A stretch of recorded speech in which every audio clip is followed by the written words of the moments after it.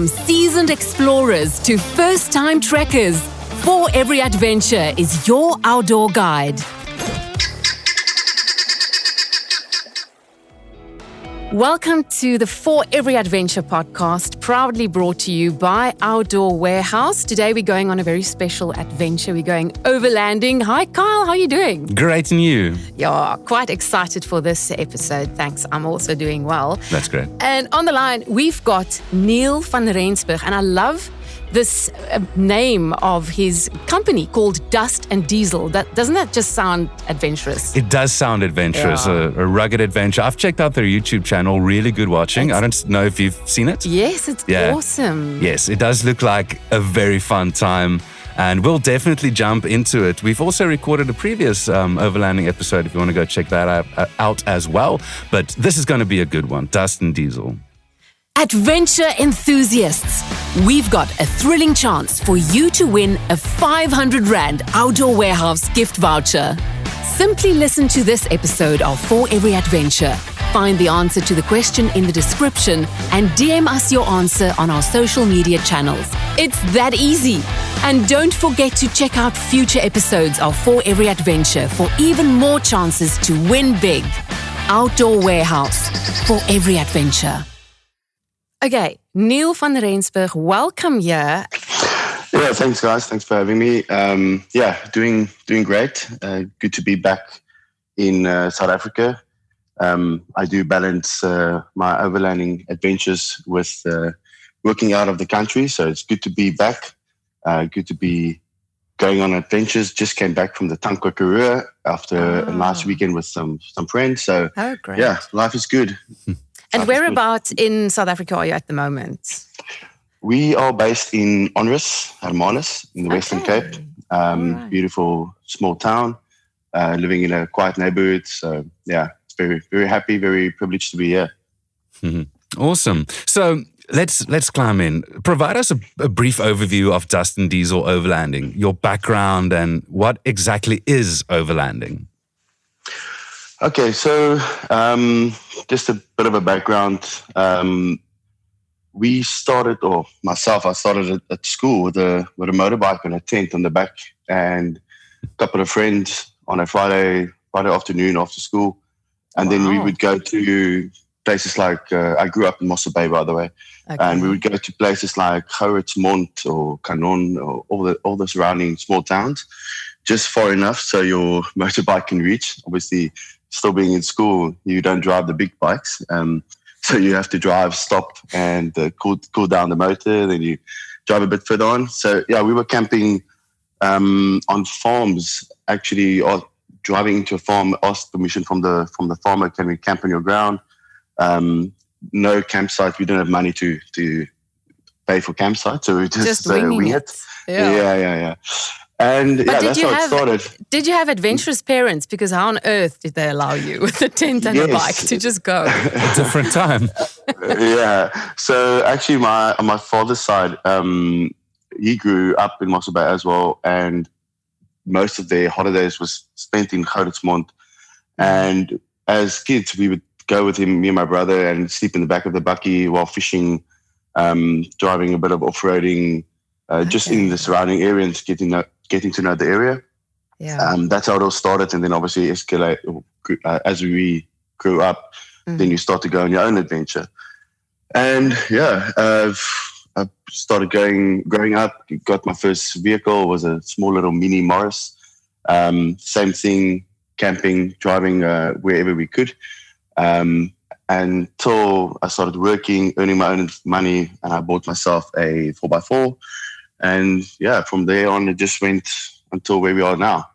Wow. And then on my wife's side, she actually grew up a little bit more adventurous. She was 13 years old, I think, and she did the Fish River Canyon on foot with her parents. So that's the type of lifestyle she had. Okay. Yeah, growing up, traveling through Namibia, Botswana, and obviously South Africa. Farmer's child from Oudtshoorn.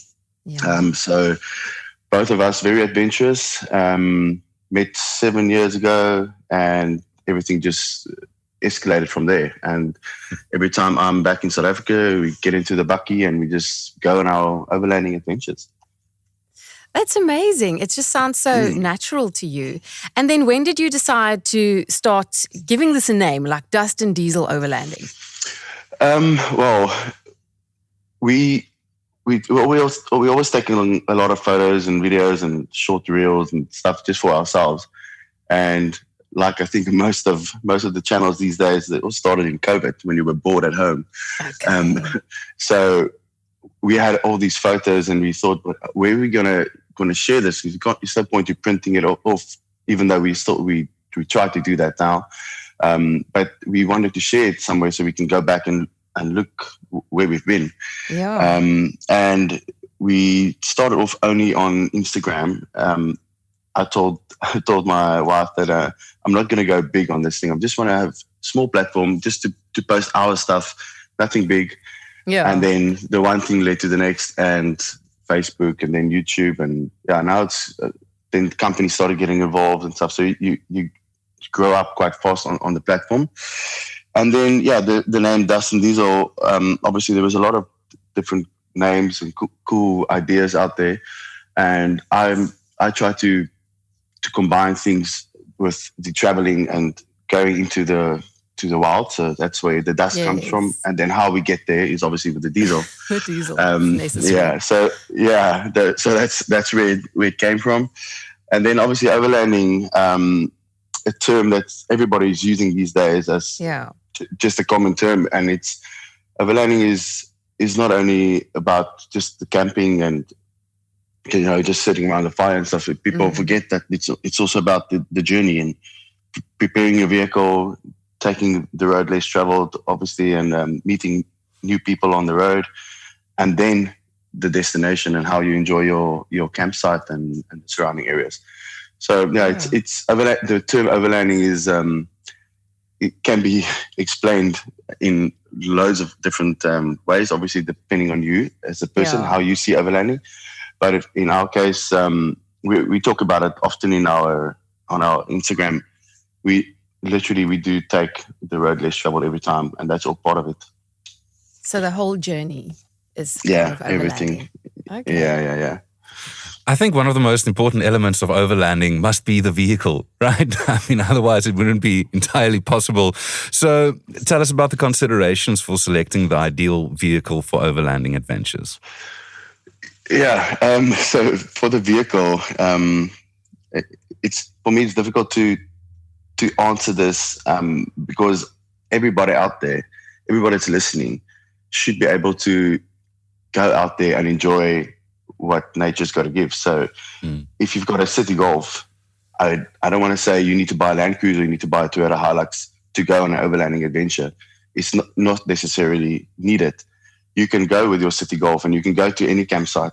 I can tell you that we've been to the Kalahari just the other day, and there was cars driving there like your normal rentals, your sedan. Okay, so you can go, obviously not during the wet season, but you can go anywhere with any vehicle, in my opinion. But obviously, if you want to go to the more remote places and you want to go to the areas where people are not going so often, you want to get that vehicle that's a little bit higher than your normal Passat or your normal city Golf. So you're going to need something with a bit of a ground clearance, and then stepping it up again. If you want to go to Botswana or these really remote places, you're going to need that 4x4, and preferably, in my opinion, something that can be serviced and fixed anywhere in Southern Africa, the way that we travel. Very true. Yeah. So if you guys seen our page, we used to have an Amarok, and the reason I sold the Amarok was simply I felt that if I break down in the middle of Botswana, the chance of somebody being able to fix all the electronics on the vehicle is quite slim. But if I've got a Toyota Hilux or Land Cruiser, that's very common, especially in Southern Africa. The chances of somebody being able to help me is much bigger. So that's why we went with the Toyota. And with the Cruiser, it's just a vehicle that I've been dreaming of since I started all really? my adventures. Yeah, so it is obviously not the most fuel efficient vehicle, but I do enjoy it, and I've got a strange way of thinking. I'm only in the country 6 months of the year, so it's my joy. It's where I spend my savings on, or not my savings, my little bit of extra money that I've got. Yeah. The surplus. Yeah. I see on I think it's one of your last videos. I mean, the terrain does get quite challenging. So there must be a lot of research done beforehand. I mean, for people that, they're starting out, they might not have that dream vehicle that you have at the moment. Are there enough places where you can go and search and find out, like, if I want to veer off the campsite and go this way, will I be able to or not? Or do you find that it's quite challenging for people? Well, I do. We run Tracks for Africa. The maps, the paper maps. We've got the Tracks for Africa Atlas, the big, I don't know if you guys have seen that. You could get it at Outdoor Warehouse as well. It's a big A3 size book. And then obviously the software on our Garmin as well. So we do look at all the different routes. Okay. But more importantly is we speak to the community and people that has done these type of routes before. And obviously social media is a very good key or tool to use. So if you want to go to the Khale, for example, you can watch a video and see, hey, on this side, on the Botswana side, it's a bit rough, but on the South African side, it's not. Or if you want to go to the Kruger, a lot of people have asked me before, like, do I need a 4x4 to go to the Kruger National Park? But no, it's tar road. The highways are tar road, and then it's just gravel roads. So prepping for the route, we do look at that before we leave. But like I said, we also like to be challenged, and we often get to a point and we look at the different options, and we just take the next road and we see where we go. And that's a part of the adventure. That's what makes it so much fun. But yeah, we do plan. We do get an idea of where we're going. But yeah, we also like the bit of adventure, so we're off on the side at times. But yeah, Tracks for Africa is a very good tool. I can say that if you don't have access to Tracks for Africa, you can use Google Maps to a certain point. It's they're quite similar, but Tracks for Africa just gives you so much more detail. You'll see that if you use it, they give you all the campsites. They even give you recommendations on tire pressures and all these type of things on your display on your GPS in your vehicle. So it's a very good, nice tool to have. The thing is about facing these adventures, and I'm not entirely winging it, but like you said, sometimes you like to go out there and face the adventure. You still need some tools. You need the right gear to make sure that, whatever situation you're faced with, you can solve. So are there any unique or specialized equipment that Dustin Diesel Overlanding recommends? There's a saying, lockers before light bars, which means getting your vehicle mechanically ready before you add some strange accessories and unnecessary stuff. Yeah, so lockers meaning obviously the flocks on the vehicle, 4x4 vehicles. You're saying obviously to people who don't.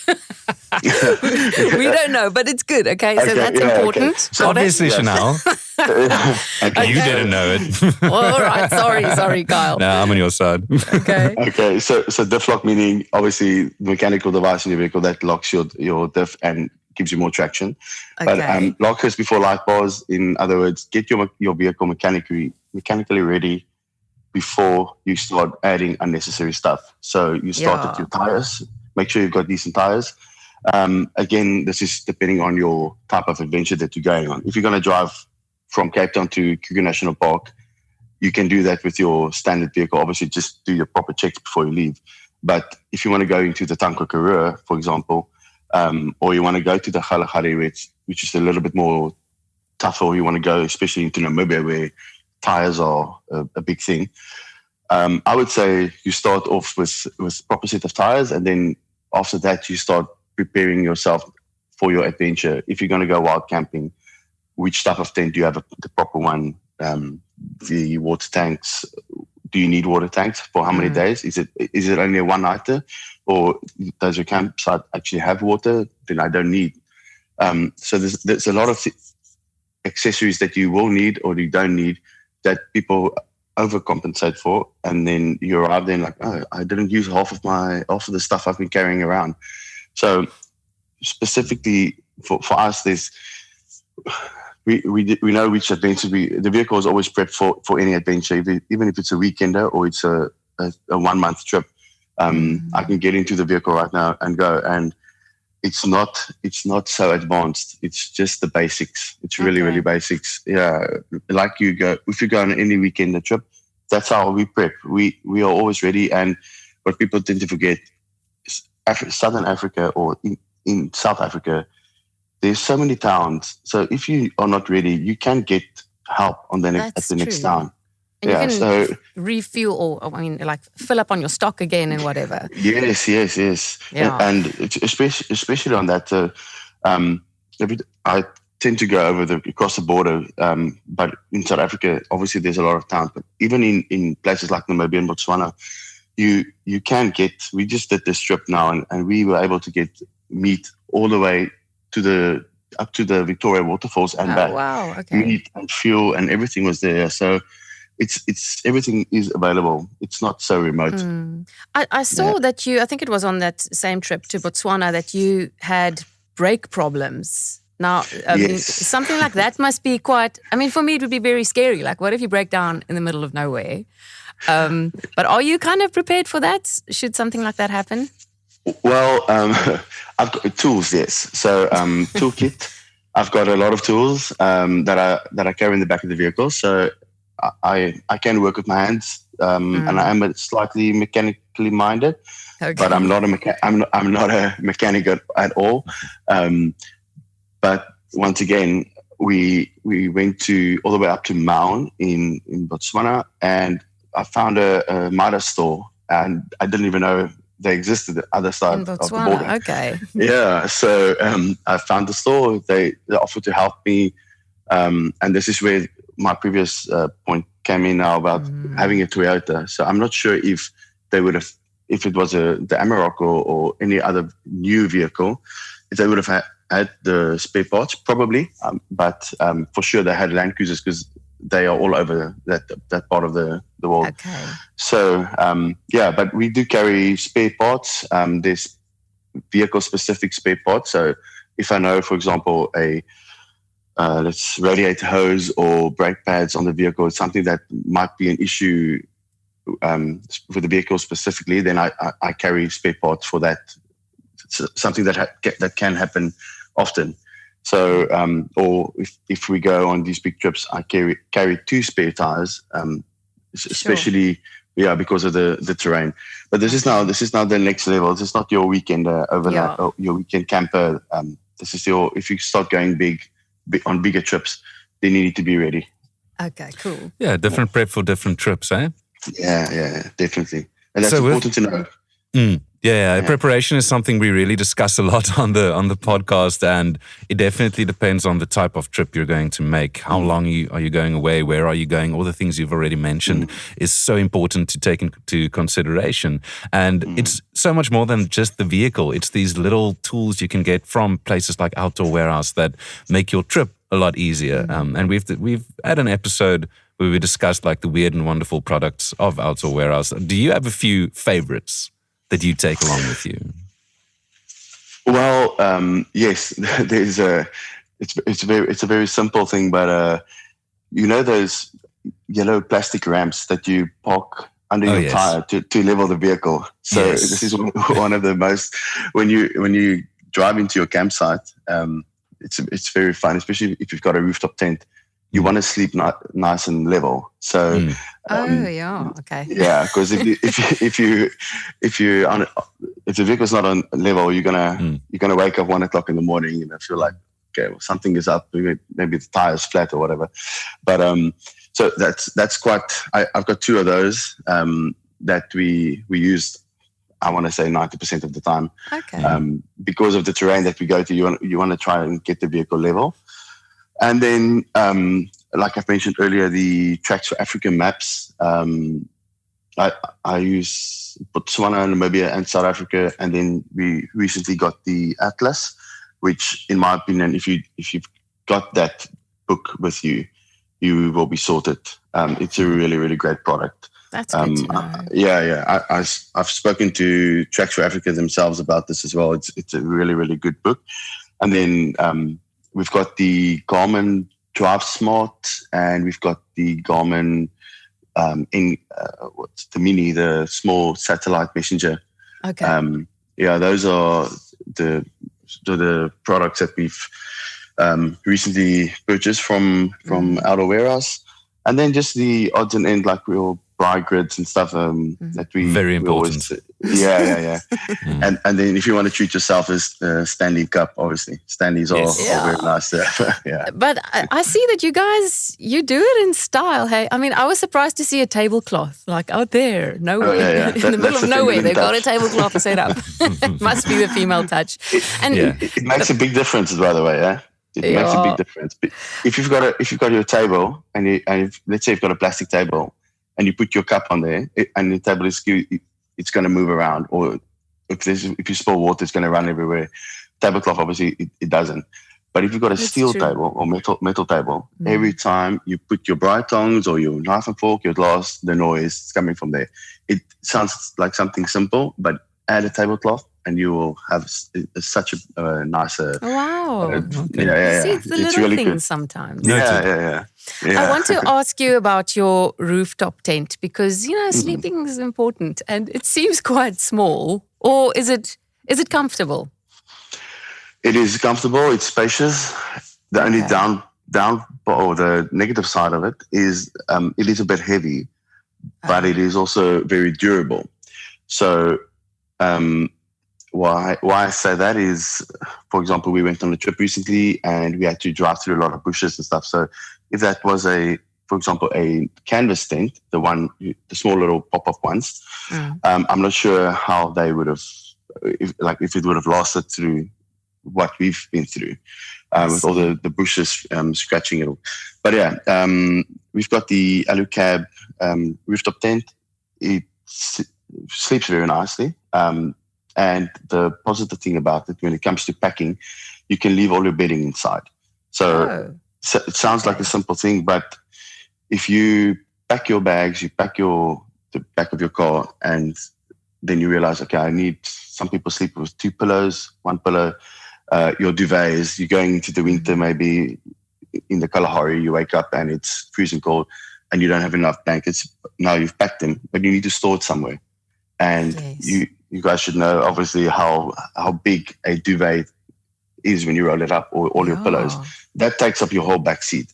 It's quite vital that you can put your stuff, or quite nice, so you can put your stuff in the rooftop tent. And it makes it so easy. Once you get out in the morning, you make the bed. After your coffee, you just pull the tent downwards, you close it, and you're ready to go. When you arrive at the next campsite, you just pop your tent and bed is ready made. So that's really, really nice, especially if you arrive late in camp and stuff. So it makes the life so much easier. Before we started, you mentioned that you guys recently became parents. So I'm wondering, are you planning to take this little one? And at what age do you think, or how do you feel about that? Family overlanding. Yes. That is definitely the challenge at the moment. How are we going to do this? There's actually quite a few people that, especially in Australia, that I think they do the same what we do, but with their toddlers, and it is possible. You just have to find a way to make it possible. So Kyle is shaking his head profusely. Yeah, you have to obviously find a way to make it work. So I've got a friend that they went camping just last weekend, and their baby is 2 months old now. Oh, gosh. And he was scared that the other campers might, when they close their doors or move stuff around, that they might wake up the baby. But he said, no, it was fine. It's obviously just the sleeping arrangement. And for me, it's more of when things go wrong. It's not necessarily the sleeping and stuff. What if something goes wrong and we are, let's say we're in the middle of the Tankwa, that takes 2 hours to get to Ceres or the closest town that can help you. So I think the first couple of trips will be like weekenders, just in the surrounding areas. We're actually planning something next week, just to go for one night, just to see how it is. But yeah, it's going to be challenging. I've also been looking into like small little caravans or even like a decent ground tent. Which option, at least some area where you can stand up or have space to change diapers or just to make life a bit easier. Makes sense. But it's not going to stop us. And it shouldn't stop anybody. Shouldn't stop anybody on going on an adventure. Yes. Yeah, I totally agree. But do you think it's easier for a newborn or like a 15-month-old to go out with? I'm also almost feeling like a newborn could be an easier experience.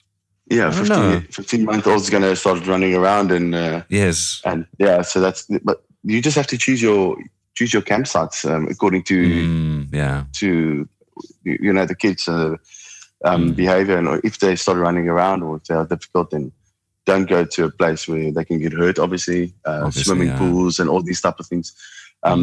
So I think if you do your research, there's a lot of campsites that are.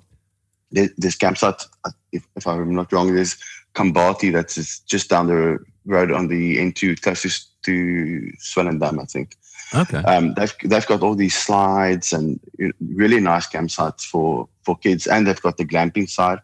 Afri camps, if you want to camp but you want to stay in style. Yes. So they've got those type of options. There's also, I think you just have to do your research properly, and you will find something that can accommodate your newborn or your 15-month-old baby or your teenager.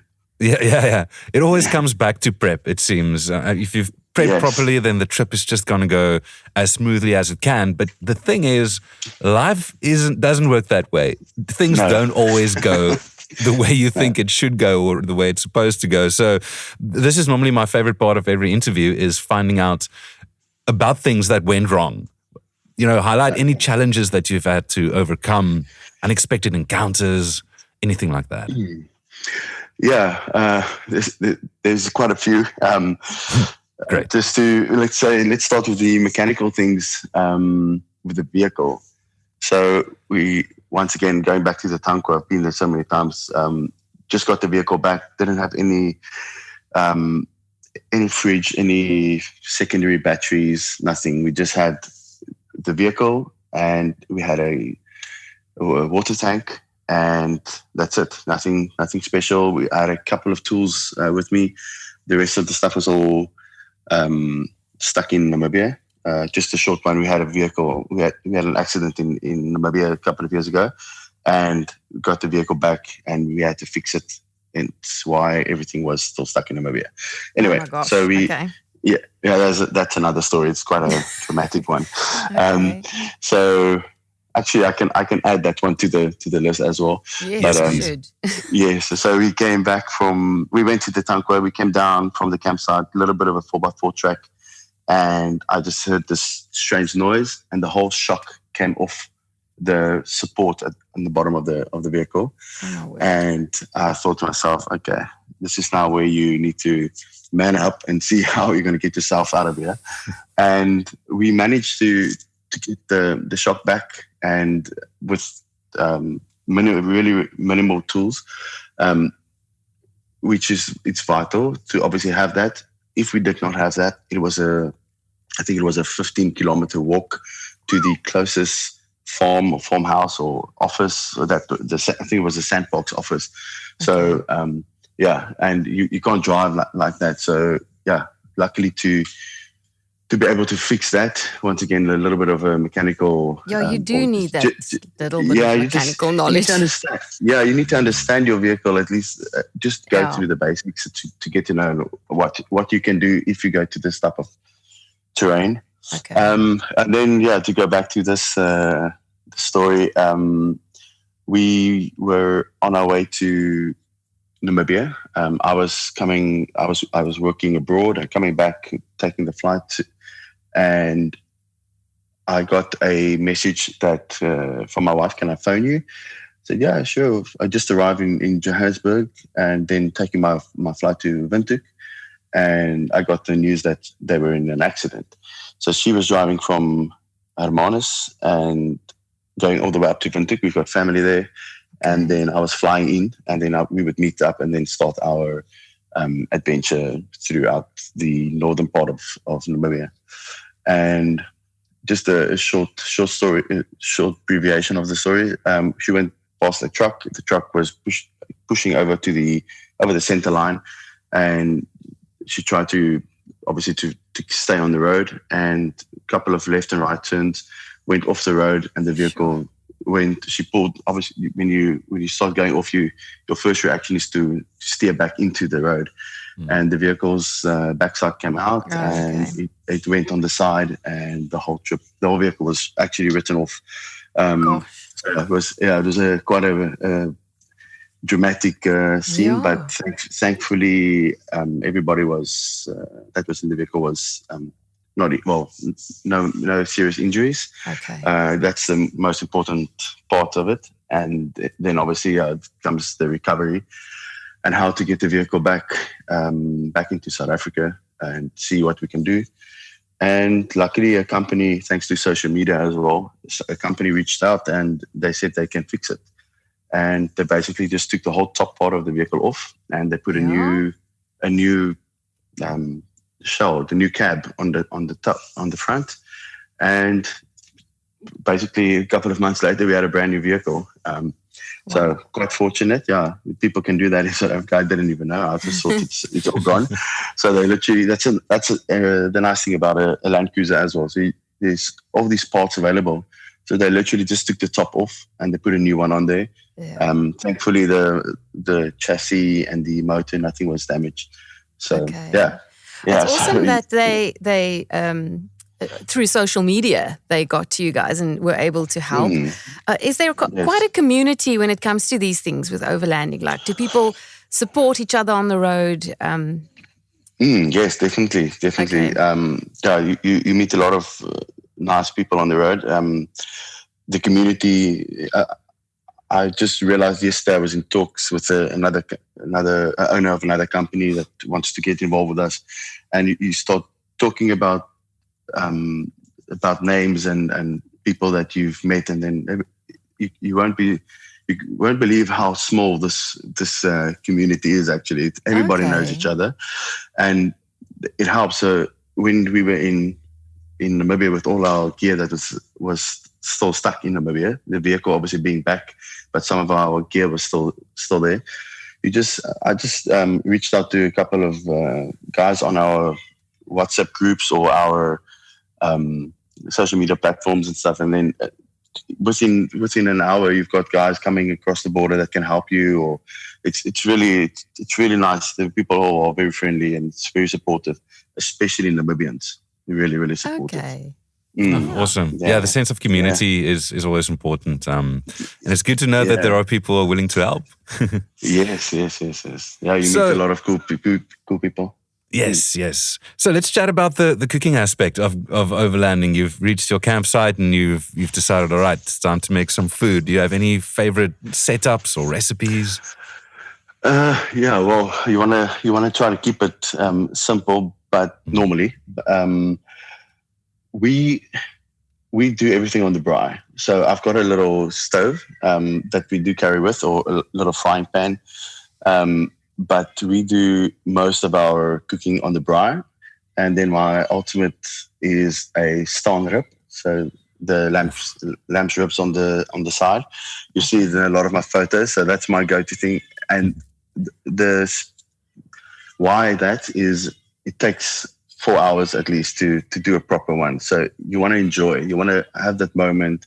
That's why you're there. That's why you went outside. You want to sit there, watch the sunset going down, have that moment, drinking a gin and tonic or having a beer while the the sun is setting with all the birds or the animals walking around. So for us, we're normally the stand rib, and then that goes along with that is any vegetables, any salads.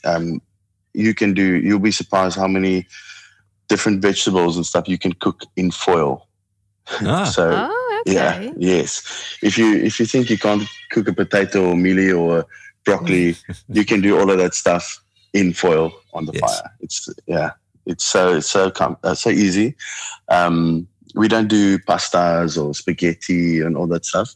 And we do a lot of the times we'll buy today so we can have lunch for tomorrow because you're on the road. Okay. Yeah. And definitely the way that happens in the suburbs as well. And then for your breakfast, we'll always do like a cereal, something easy. Okay. Or rusks. My wife bakes very nice rusks, so we'll always pack some of those in, and that's how we roll. And then like no special recipe. We'll do a potjie every now and then. But just the basic stuff. What you do every weekend when you bride home. So same. We are able to do all of that in the bush as well. That sounds nice. It's lovely to see on some of your videos like how the food's prepared. You've got your like large mushrooms going and whatever. So I can see that there is a lot of planning involved. But it's like nutritious food. Like you're really eating well. So eating is sorted, sleeping is sorted. You've got all the tools you need. Now you just need to go on the adventure. Eh? I want to ask you though, and I mean this is not to bring it down, but I want to know, like, with all the positive, and I mean I can see how spectacular these videos are. It's just so beautiful. You can immerse yourself into it. But there must be a downside. Like, what is the one thing that gets to you? Like, you're like, oh man, this is the part that I really like. The sunset is too beautiful. I hate it. No, but I want to know. Like, so the one thing that's like, if you can deal with this, you're going to be fine and enjoy the rest. I would say two things that can spoil my adventure. Yeah. And normally, if you have people camping next to you that are very loud, very noisy. Oh gosh, yes. Okay. So we don't go to these the big campsites with all the people. If we do, we try to find the most remote part of the whole camp, even if it's without ablutions or whatever. We want to move away. So I would say noisy neighbors. That's a big, that can spoil your trip. And the other thing is you have to learn to live with it. But if you didn't do a proper weather check and you arrived let's say you do a weekender and it's just raining and raining and raining, and your camp setup is made to be outside all the time. So that can be a bit of an issue. Yeah. But you learn to work with it, and how you've got awnings and stuff, or you have some people who've got the gazebo. So you can find a way to make it work. I remember we were in the Kalahari, actually just outside the Kalahari I think it's the Kalahari Lodge, something, just outside of the park, like 5-10 k's before the park. And it was a beautiful sunset. We were buying a gemsbok fillet. It was very, very nice. Yeah, it was perfect night. And on the way there, I saw some dark clouds, and but it looked like it was pushing past. And we had some people coming to say hello they were all living in the chalets in the surrounding areas. And we went for a shower, and as we came back out of the shower, we had the biggest storm passing through. And we were still camping in one of those, the easy on canvas tents with the rods, the rods to keep the rain out, the rain shield. And that night it rained so hard that the water was coming inside the tent. I don't know where, but everything was soaked. It was a mess. And then the next day everything's wet, and you have to pack up, and water with sand together, even if it's the beautiful Kalahari red sand, it can be difficult. But it is all part of the adventure, and that's what creates great memories. So like I said, you need to learn to live with it and learn to love it. And if you want to go into these type of adventures, then it's not always sunshine and roses. That's true. Yeah. Okay. And any strange animal encounters? Like I saw on your one video, you had some monkeys, but have you had any encounters that's been a challenge? Yeah, monkeys are your most common one, depending on where you're going. Strange animals, spiders in tents now and then, but like a cow? Yeah, not for me. Eh? Yeah, but once again, it depends where you park. In nothing strange, but obviously you get a lot of lions and hyenas and stuff walking around, but nothing that's an issue for you. Like, okay, monkeys, yes, monkeys they're the naughty ones, but you'll be surprised. Everybody always asks, "Are you scared of the lions? Are you scared of the animals coming into camp?" Then I just ask them, "Have you read about any camper that's being attacked by a lion in the last, I don't know how many years?" So it doesn't happen. Those things don't happen. You just have to obviously look and be aware of what's going on around you. But strange animals. Geez, not that I can think of at the moment. No snake situations. Snakes, yes. Snakes. We had only one. This was at a place called Bitterpan. It's also it's in the Kalahari as well. It's very, very beautiful. It's probably one of the best spots that we've been to. But it's not camping, it's glamping, because you can only stay in a small little hut that you pay for the stay, and you get 2 beds. But there's a fence of, let's say, about 1 meter. And anyway, we arrived at camp, and the guy that works there, he came to us. He said, "Just stop what you're doing right now. Just move a couple of meters back." And there was a big snake passing under our vehicle. So we literally just stopped. It sailed under the vehicle, and we got out. So luckily, it didn't bite us on the foot. Sure. Actually, that reminds me, I was in Namibia and I got stung by a scorpion on my foot there. Oh, just that. Yeah. That's the story. It's long. It's about 5 years ago. But my word. Okay. Yeah, but it's like a bee sting. It's not. This one. I don't say all of them, but this scorpion stung me on my foot. I was pouring a drink for us, and I'm very hard-headed, so I like to be barefoot all the time. Oh, no. And even though my wife always tells me, wear your shoes. Yes. But so barefoot, This is why. And then the scorpion stung me on my foot. Obviously no reception, so you start to go into a little bit of a panic. But my wife is a pharmacist actually by trade, so that helps does a lot. help. Yeah. That really does help a lot. Yeah. So on the medical side, we are covered, more or less. Yeah. Okay. Mm-hmm. That's quite a story. So Neil, I want to ask, for people who's starting out, maybe they've now done a couple of, the camps or all the safe places, and they want to veer out a little bit. Do you have any route recommendations for beginners? Well, obviously it depends who's listening and where they're coming from. Yeah. Let's talk about the Western Cape, because we are all based here. And I would say if you want to test yourself, if you want to really go to the next level, I would say try to go into the Tankwa Karoo.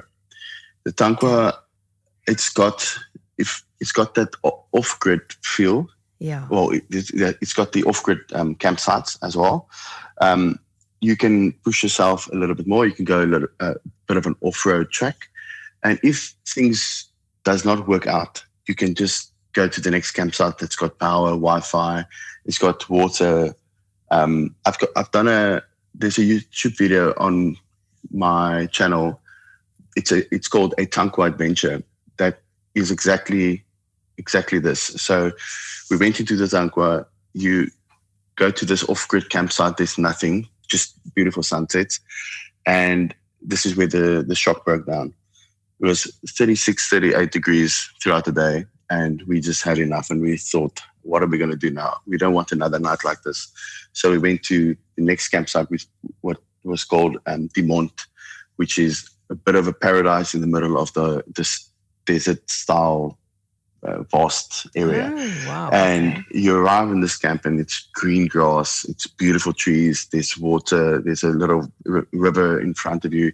So it was our safe haven after the disastrous, or not disastrous, but the challenging day before. Okay. So I would say, yeah, if you want to do a proper test, take the route, go from Cape Town towards Ceres, and then even you can start in the Cederberg, and then you make your way through to the Tankwa Karoo, and it makes a little loop. You can drive in on I think it's the R355. You can go in, and it tees off into the national park, and it just comes back onto the R355 again, and then back to Ceres. So that's going to be I would say that's going to be the ultimate test for somebody living in Cape Town or in the Western Cape, to really test your equipment and see if you can go off grid. Sorry, Neil, like vehicle-wise, what will manage there? I would say any vehicle, but preferably something that's got a bit of a ground clearance. Why I say any vehicle is because we do come across a lot of vehicles. We've actually driven past a taxi just the other day, so with low profile tires. So, obviously, yeah. So, but you don't want to do that, because that's really pushing yourself to the limit, and it's very risky. When you drive through the Tankwa, you can see the tires on the side of the road as they burst and they come off the rim. Yeah. So I would say rather have a vehicle that is a bakkie.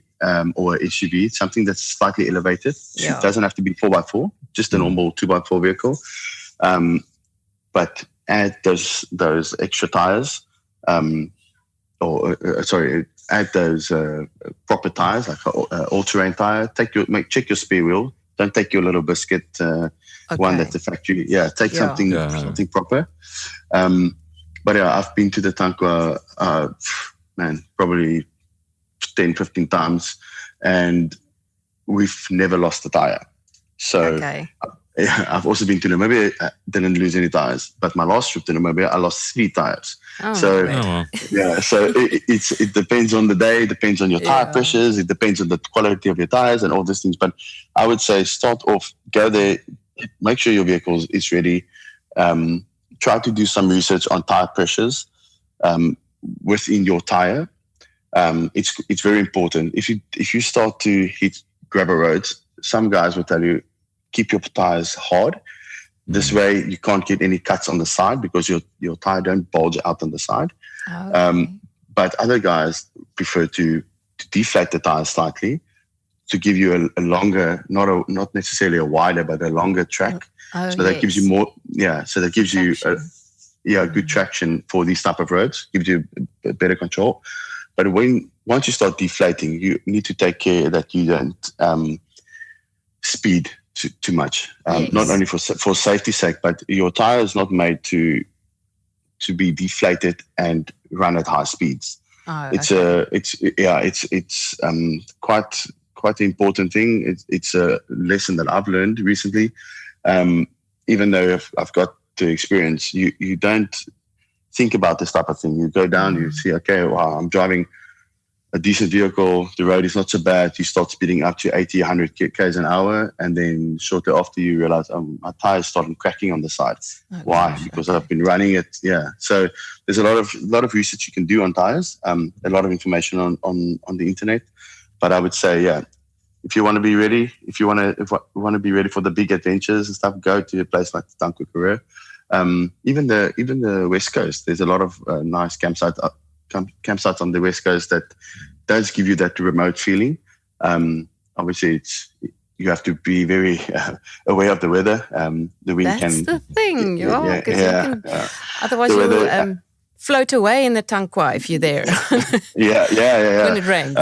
But it's so beautiful when it rains at Tankwa. But Yeah. you need to do some research. But yeah, I would say if I was a first time traveler or overlander and I want to go and test my equipment, I would say go somewhere like that where you can really enjoy.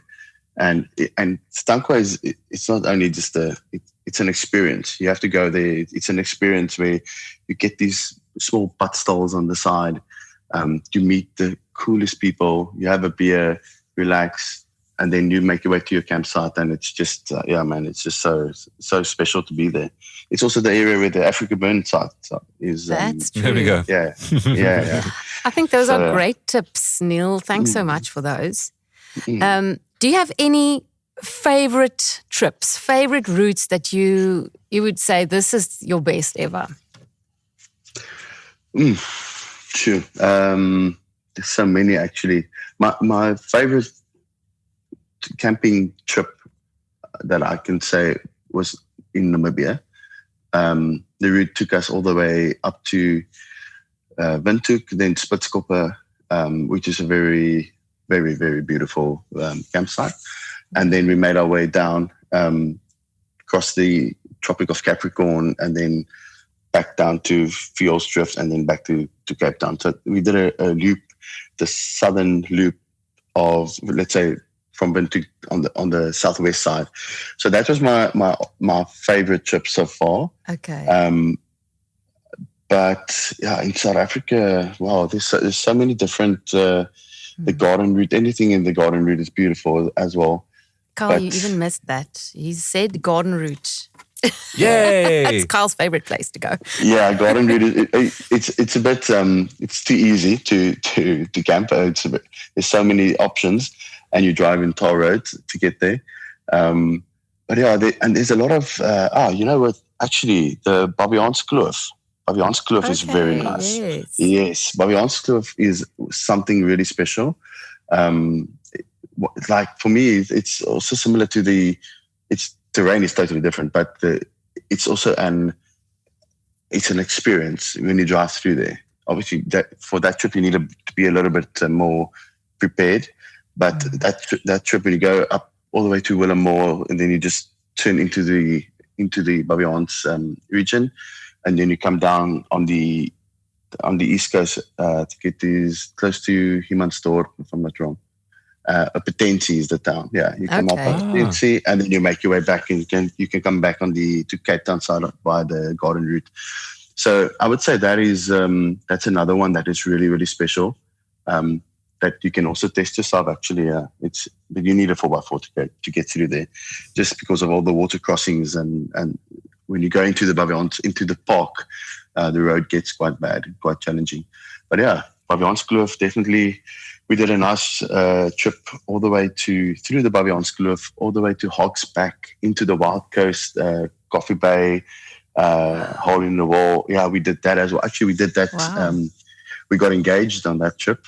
That was a very special. Yeah, and we got engaged. That's your memorable one. You should have said that. Yes. Yes, and we got COVID on that trip. Oh, great! There we go. Yes. You see? Yeah. We got COVID and engaged. But yeah, that was a very special trip as well. Yeah, Wild Coast is that's a challenging one, but it's very beautiful. The Wild Coast is extremely beautiful. It's I would say that's a must see in South Africa. It's really nice. You still feel Africa there. Because of my work, I do go to Ivory Coast, Cameroon, and Ethiopia, whatever. So when you go to the Wild Coast, you do get that experience. That is what Africa is, how Africa still is. So wow. The Wild Coast for me was quite special. Yeah. I just want to tell you that there's so many people that can't. They can't experience this, and but they want to. And then your channel is such an amazing way to just get a feel for it. So thanks for putting in all the work. I mean, all that editing and the wonderful music you use, like it's really inspiring. It's inspiring. Yeah, that's the word. It makes you want to organize something and go out and Yes. do some overlanding. So thanks for putting in the work. Yeah. It's pleasure. It is quite a job, but yeah, it is fun. I enjoy it. When I'm in South Africa, I am on holiday, so it keeps me busy.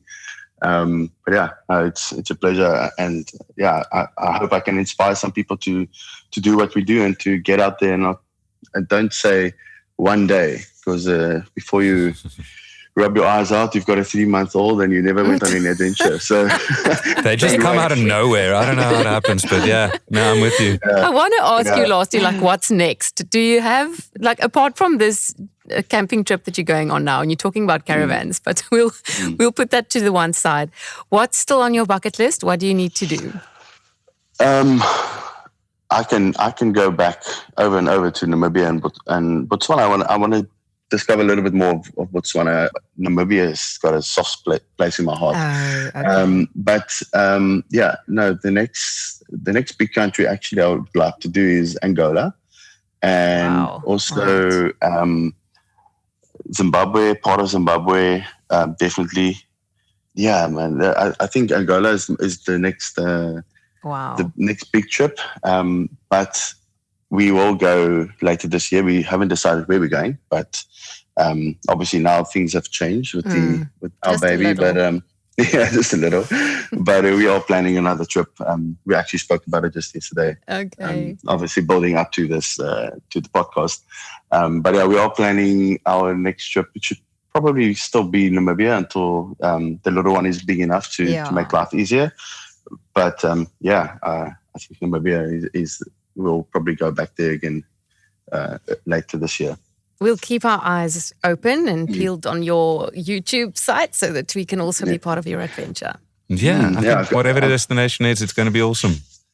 Yeah. I'll share. I've got another 4 videos coming out in the next couple of months.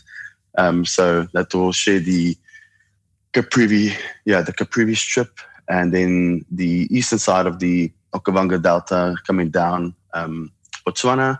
And then I did a solo trip in Namibia as well. So that'll all be coming on my social media platforms in the next couple of months. So go check it out, Dustin Diesel. I browsed through the YouTube channel this morning, and I'm definitely going to be watching a few more videos. It does spark that little bit of inspiration in you to go out and get into nature. Thanks a lot for the time, Neil. We really appreciate it. Dustin Diesel, what a fun conversation we had with Neil, and a lot of really, really good pointers he gave us. I'm really interested in what he had to say about the route from Cape Town to Ceres and then Twankwa. That sounds like a good way to, if you're looking to start overlanding, that's a good entry point for you. Get into it, that's right. Yes, so really valuable information. So thanks a lot again, Neil. And remember, again, his Facebook, Instagram, and his YouTube channels, Dustin Diesel. Really good to go look at that and see what adventures he and his lovely family get up to. Well, now an extra member of the family, right? So if you enjoy these chats, remember you can find this and all our other episodes of For Every Adventure, proudly brought to you by Outdoor Warehouse on Spotify and Apple. So give us a follow there.